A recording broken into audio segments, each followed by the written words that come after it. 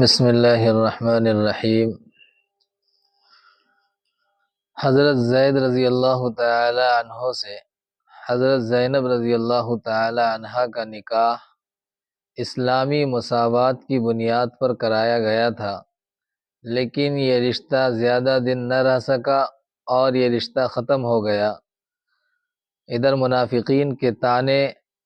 پہلے غلام کی، اور اب جب نکاح ختم ہو گیا تو ان لوگوں نے یہ طعنہ دینا شروع کر دیا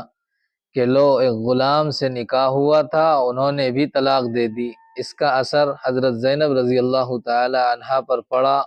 اور ان کی طبیعت پر یہ بہت شاق گزرا۔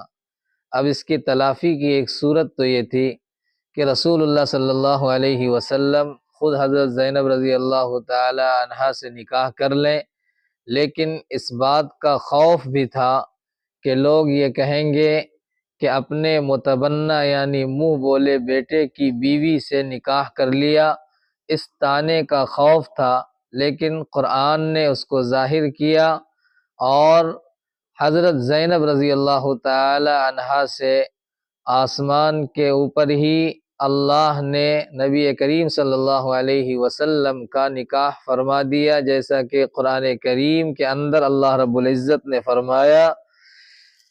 فَلَمَّا قَضَى زَيْدٌ مِّنْهَا وَطَرًا زَوَّجْنَاكَهَا لِكَيْ لَا يَكُونَ عَلَى الْمُؤْمِنِينَ حَرَجٌ